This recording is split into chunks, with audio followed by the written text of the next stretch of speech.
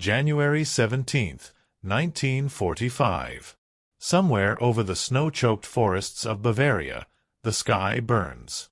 A Messerschmitt Bf 109 spirals downward through the frozen air, trailing black smoke like a funeral ribbon. Inside the cramped cockpit, Oberleutnant Karl Brenner fights the stick, his gloved hands slick with hydraulic fluid and sweat despite the cold that seeps through every seam of his flight suit. The engine screams, a dying animal sound, and the earth rises to meet him with terrible certainty. He thinks of his mother's kitchen in Dusseldorf, the smell of rye bread baking, the yellow curtains she sewed before the war. He thinks of the propaganda posters that promised victory, of the Reich that would last 1,000 years. Then the trees rush up, skeletal fingers clawing at the belly of his fighter, and the world becomes noise and violence and sudden, shocking silence. When Brenner opens his eyes, he lies in snow so deep it has already begun to numb his legs. Blood freezes on his temple. His boots, those carefully maintained Luftwaffe-issue leather boots he has worn for 3 years, polished weekly despite the shortages, despite the retreating front lines, are torn at the seams, one sole flapping loose like a broken promise. Above him, through the canopy of bare branches, he watches American P-51 Mustangs streak eastward, their silver bodies catching the pale winter sun. He does not know it yet, but his war has ended. What comes next will break something in him that no bullet ever could. The war in the air over Germany in the winter of 1945 was not a war of equals. By January, the Luftwaffe had been reduced to a shadow force, its fuel reserves dwindling, its pilots, many of them boys with fewer than 50 hours of flight training, sent up in machines held together by desperation and denial. The Allied air campaign had achieved what ground forces alone could not: total supremacy of the skies. American bomber formations crossed German airspace in broad daylight, escorted by fighters that could outfly, outgun, and outlast anything the Reich could put into the air. For German pilots like Brenner, every sortie was a suicide mission dressed in the language of duty. They flew not because they believed in victory, but because surrender was unthinkable, because the machinery of the Reich still demanded sacrifice, and because the alternative was waiting in their shattered cities for the end to come. But what these men expected when they fell from the sky into enemy hands bore no resemblance to the reality they would encounter. They had been told stories, stories fed to them through years of Goebbels' propaganda machine, stories that painted the Americans as gangsters in uniform, as racially inferior mongrels driven by Jewish Bolshevik gold, as savage cowboys who would mutilate prisoners and desecrate the honored warrior code. Brenner, educated in the Hitler Youth, trained in the belief that German culture represented civilization's apex, expected brutality. He expected execution, or at best, a slow death in some frigid camp where prisoners were worked until their bones showed through their skin. What he could not have expected, what no amount of ideological conditioning had prepared him for, was kindness. Practical, efficient, almost casual kindness. The kind that arrives not with grand gestures but with a pair of repaired boots. 3 American infantrymen found Brenner 6 hours after his crash, half buried in snow, hypothermic and muttering in delirium. They pulled him from the drift, checked him for weapons, and wrapped him in a wool blanket that smelled of tobacco and sweat. One of them, a private first class from Nebraska named Harlow, offered him water from a canteen. Brenner, conditioned to refuse aid from racial inferiors, drank anyway, the cold water shocking his cracked lips back to sensation. They spoke no German.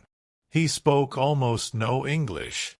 But they carried him on a makeshift stretcher fashioned from tree branches and a shelter half, trading off every 100 yards, breathing hard in the thin cold air, until they reached a forward aid station where a medic with tired eyes bandaged his head wound and gave him hot coffee. Real coffee. Not the acorn substitute or chicory blend that had become Germany's daily bitterness, but coffee that tasted like earth and waking life. The prisoner processing camp sat 30 kilometers behind the lines, a sprawling complex of tents and prefabricated buildings surrounded by wire that seemed almost apologetic in its looseness. Brenner arrived there on January 19th, transported in the back of a deuce-and-a-half truck alongside 7 other captured Luftwaffe personnel, a Waffen-SS sergeant who said nothing the entire journey, and a Wehrmacht corporal who wept openly, his hands shaking with withdrawal from Pervitin, the methamphetamine that had kept German soldiers fighting past the point of human endurance. The camp was chaos, thousands of prisoners arriving daily as the Reich's western defenses collapsed, as entire divisions surrendered or simply dissolved into the winter landscape. But it was organized chaos. Prisoners were registered, photographed, interrogated. They received medical examinations. They were issued blankets and ration cards. And they were sorted not by ideology or rank, but by practical need. It was in the camp's quartermaster section that Brenner encountered the thing that would haunt him for the rest of his life. A repair station. A long wooden table staffed by 3 American enlisted men and 2 civilian contractors, surrounded by piles of damaged boots, torn uniforms, broken eyeglasses. Prisoners queued there, presenting their worn-through soles, their unraveling seams, their shattered spectacles. And the Americans repaired them. Not slowly, as an afterthought. Not as punishment or leverage. But efficiently, almost cheerfully, with the smooth competence of practiced craftsmen. Brenner watched a technical sergeant named Morrison, a cobbler from Pennsylvania in his previous life, examine a pair of Luftwaffe boots belonging to a Feldwebel who had been shot down over Aachen. Morrison turned the boots in his hands, clicked his tongue at the damage, then set to work with an awl and waxed thread. Within 20 minutes, the boots were resoled, the torn leather patched with material cut from American stock, the eyelets replaced. Morrison handed them back with a nod. No speech. No sermon. Just the work, completed. When Brenner's turn came, he placed his ruined boots on the table with the shame of a man presenting evidence of his own defeat. The sole flapped obscenely. The stitching had disintegrated. 3 years of war had reduced them to almost symbolic status. They were not just boots, but the last intact piece of his identity as a Luftwaffe officer, as a representative of the Reich's supposed superiority. Morrison picked them up, examined them with the same neutral professionalism, and said something in English that Brenner did not understand. Then he smiled, not mockingly, but with the tired kindness of someone who had seen too many broken things, and began to work. Brenner stood there, in stocking feet on the cold wooden floor, and watched American hands save German leather. It took 40 minutes. Morrison replaced both soles entirely, using rubber from American supply stocks. He restitched the uppers with a precision that suggested pride in craft, not just duty. He even polished the leather, buffing it with a cloth until it gleamed dully in the weak light filtering through the tent canvas. When he finished, he set the boots on the table and gestured for Brenner to try them on. Brenner sat.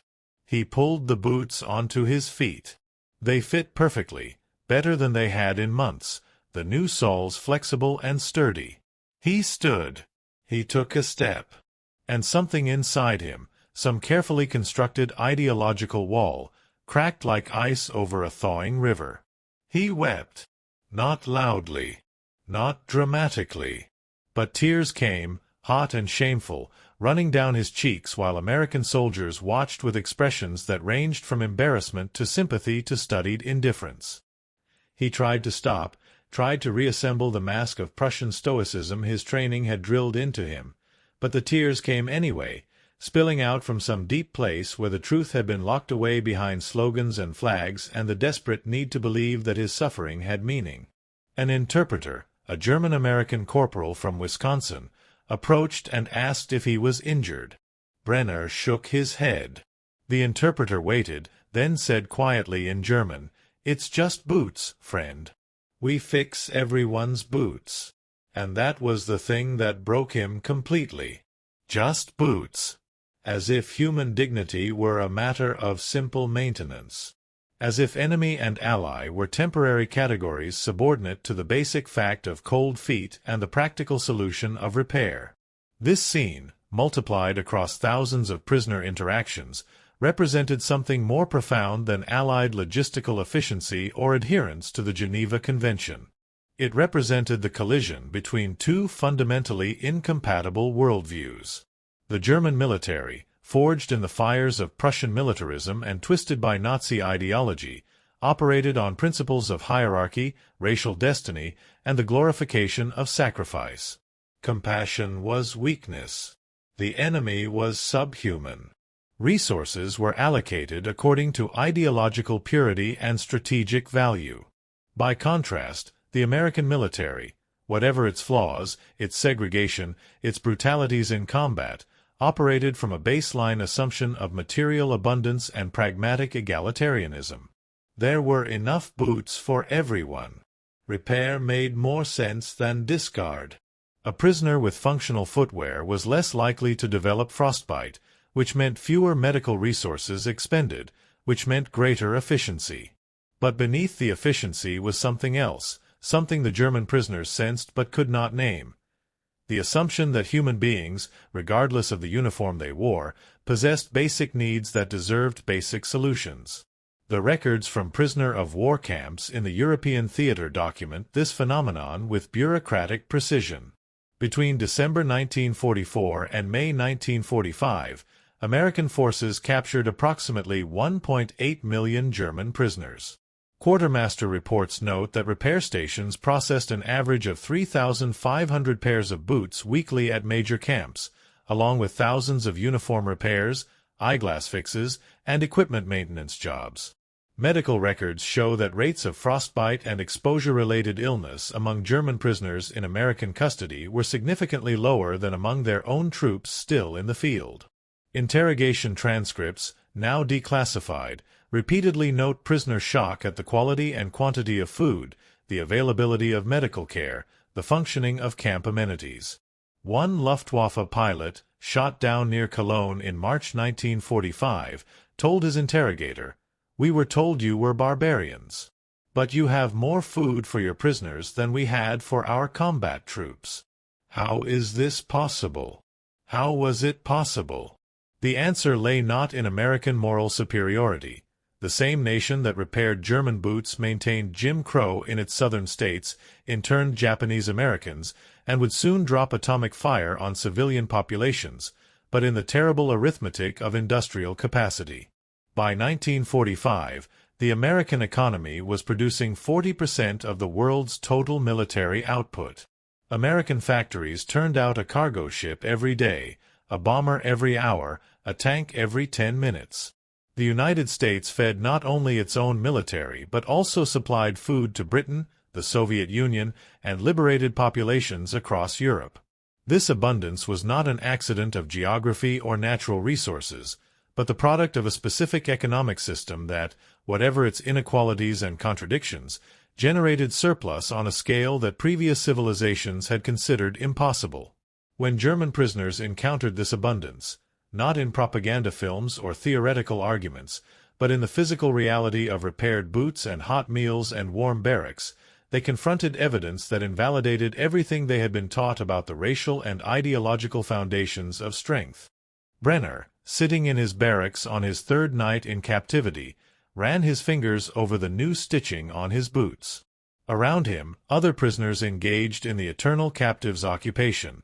Speculation about the future, comparisons of conditions, debates about when they might return home.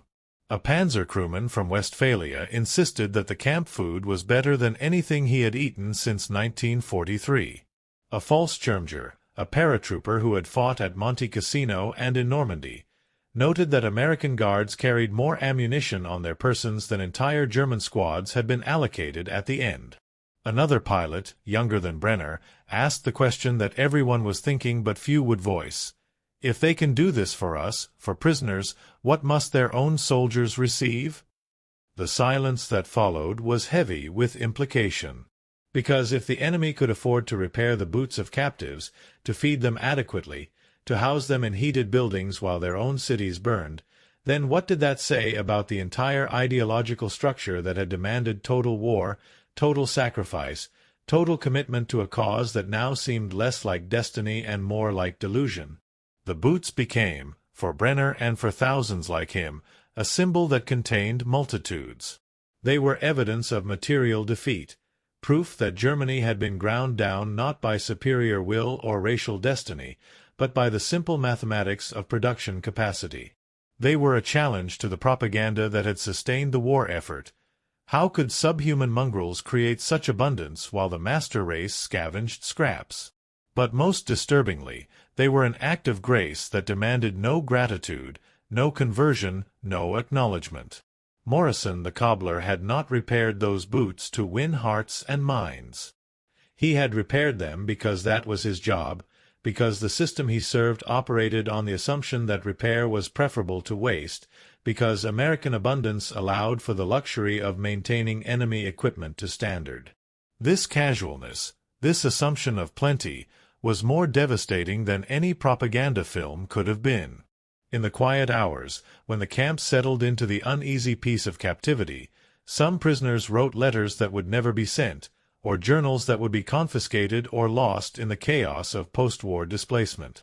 Those fragments that survive offer glimpses into the psychological transformation underway. One entry, written by a former Hitler youth leader turned Luftwaffe navigator, reads, "They repair our boots. I do not know what to do with this information. Everything I was taught says this should not be possible. They should be weak, decadent, divided. But their trucks run on fuel they do not even bother to ration. Their soldiers discard cigarettes half-smoked. They give us meat every third day. Real meat. We are prisoners, defeated, disgraced, and yet we eat better than we did at the front. What does this mean? What does any of it mean?" What it meant, though few could articulate it in the moment, was that the war had never been about the things Berlin claimed. It had not been a test of will or racial purity or ideological commitment. It had been, at its most fundamental level, a contest of systems, systems of production, distribution, and resource allocation. The Reich had built an economy of plunder, dependent on conquest, sustained by slave labor and the stripped assets of occupied territories. When expansion stopped, when the borders began to contract, the entire structure revealed itself as unsustainable. The American system, whatever its flaws, was built on domestic productivity, continental resources, and an industrial capacity that could absorb losses and continue expanding output. This was not a moral victory.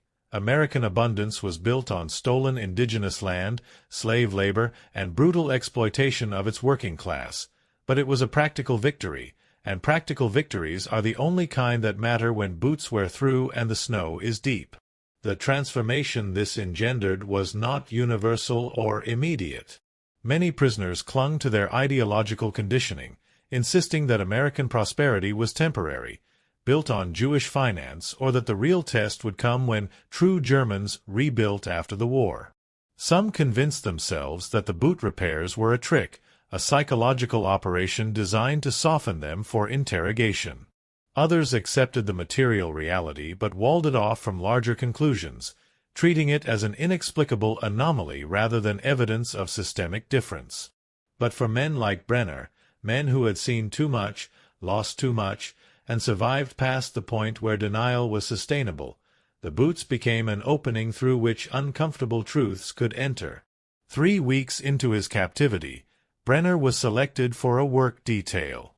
50 prisoners, overseen by 4 American guards, were trucked to a nearby supply depot to help sort and inventory damaged equipment. It was light work, nothing compared to the labor conditions in German camps or the industrial slavery imposed on occupied populations.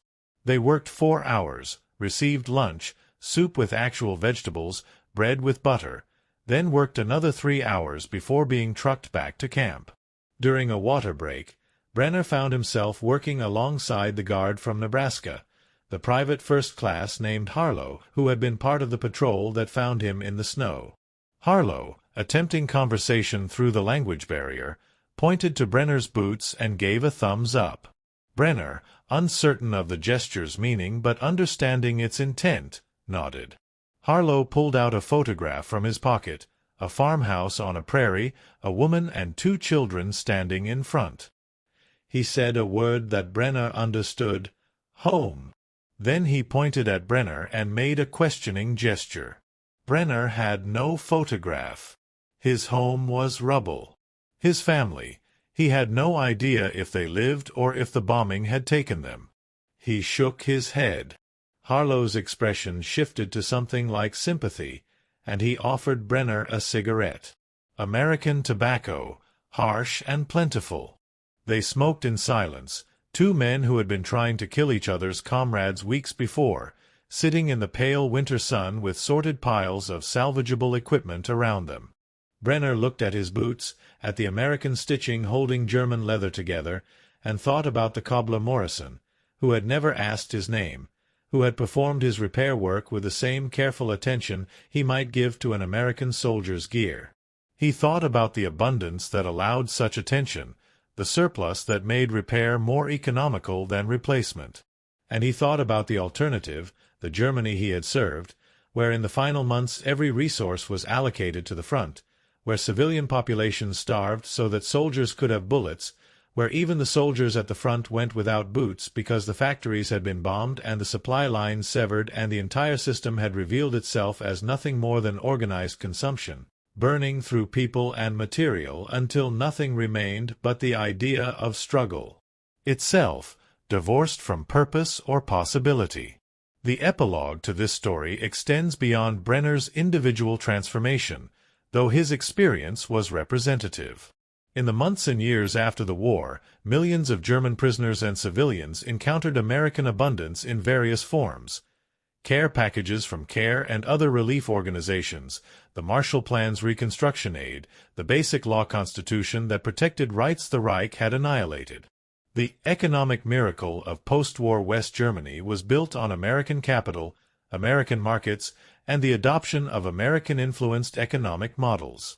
The contrast with Soviet-occupied East Germany, where reparations and command economics produced scarcity and stagnation, completed the lesson that Boots had begun to teach, that systems matter, that material conditions shape possibilities, and that ideology unsupported by productive capacity is just noise. But the boots themselves, those repaired pieces of leather that caused men to weep, contained a more intimate truth. They testified that abundance, when it exists, allows for mercy. Not mercy as grand gesture or theatrical propaganda, but mercy as practical decision-making, the choice to repair rather than discard, to maintain rather than destroy, to recognize that the basic dignity of warm, dry feet transcends the temporary hatreds of war. This was not a lesson in moral superiority. American forces committed atrocities, failed to liberate death camps with appropriate urgency, and perpetuated systems of oppression at home. But in the specific moment of boot repair, in the casual competence of Morrison's cobbling, there existed a different vision of how power might operate, not through domination and extraction, but through surplus directed toward maintenance, even of former enemies. Karl Brenner survived the war. He was repatriated to Germany in June 1946, processed through the denazification bureaucracy, and released to find his own way in the ruins. His mother's house in Dusseldorf was gone, obliterated in the bombing. His mother had survived, living with relatives in the countryside. He found work eventually, as many former soldiers did, in the reconstruction effort that was transforming West Germany from wasteland to workshop.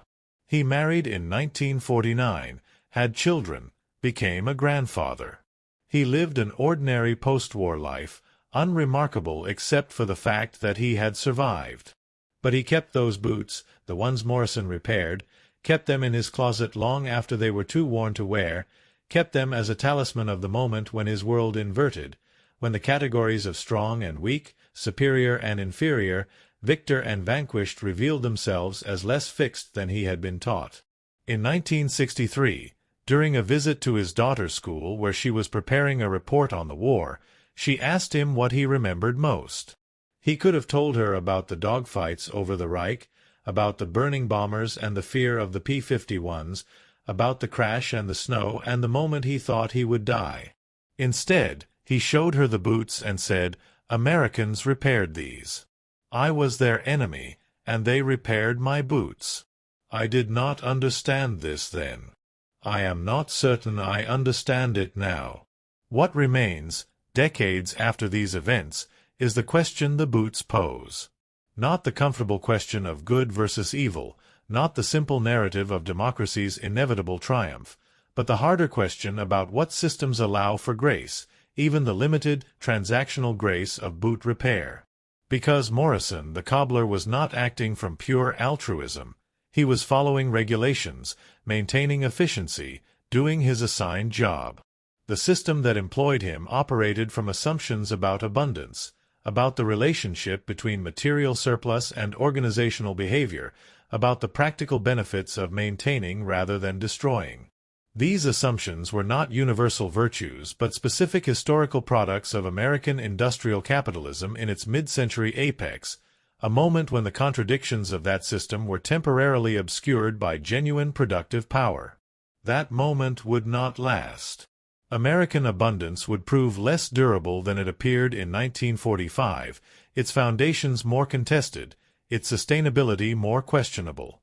But in that specific historical window, it allowed for boots to be repaired, for prisoners to be fed, for enemies to encounter a kind of mercy they had been taught was impossible. And so the boots stand as testament, not to the victory of one ideology over another, but to the brute fact that material conditions constrain and enable moral choices. In a world of scarcity, where every resource must be hoarded for survival, mercy becomes luxury. In a world of abundance, even limited and temporary abundance, mercy becomes possible, even efficient. The German pilots who wept over repaired boots were weeping not just for their own defeat, not just for the collapse of the Reich's promises, but for the revelation that the world contained possibilities they had been denied, that abundance existed and had been wielded against them, that their suffering had been in service to a system that could not even keep their feet dry while their enemies could afford to waste rubber on prisoner footwear. This was the ultimate defeat, not the military collapse, but the confrontation with an alternative that worked better, that produced more, that allowed for the casual kindness of competent repair work on a cold January day in a prisoner camp behind the lines of a war already lost. The last time Brenner looked at those boots before he died, in 1987, he ran his fingers over stitching that had outlasted the Reich by 4 decades. American thread holding German leather. He smiled, though there was no joy in it, only the recognition of irony that age allows. The boots had survived. He had survived.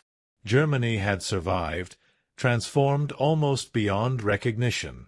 And somewhere in Pennsylvania, if Morrison the cobbler still lived, he probably did not remember the specific pair of Luftwaffe boots he had repaired on that winter day, did not remember the German pilot who stood watching with tears running down his face. It had been just another repair job, another item on the endless list of things that war breaks and that hands must fix. But the boots remembered.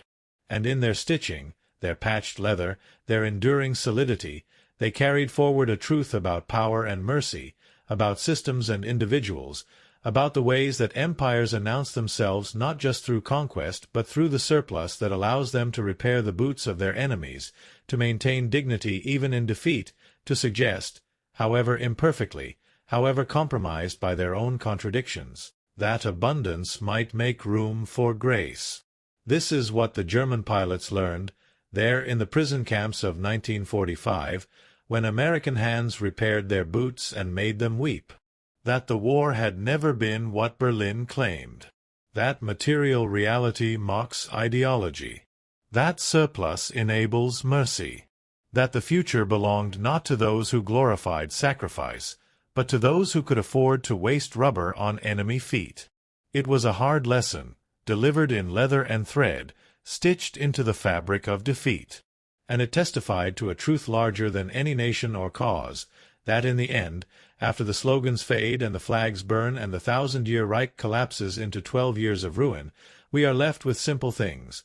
Cold feet and warm feet, broken boots and repaired boots, the competent hands of a Pennsylvania cobbler, and the tears of a German pilot who had flown for a lie and landed in a truth he could not deny. The boots endured. The truth endured. And in the space between them, history turned.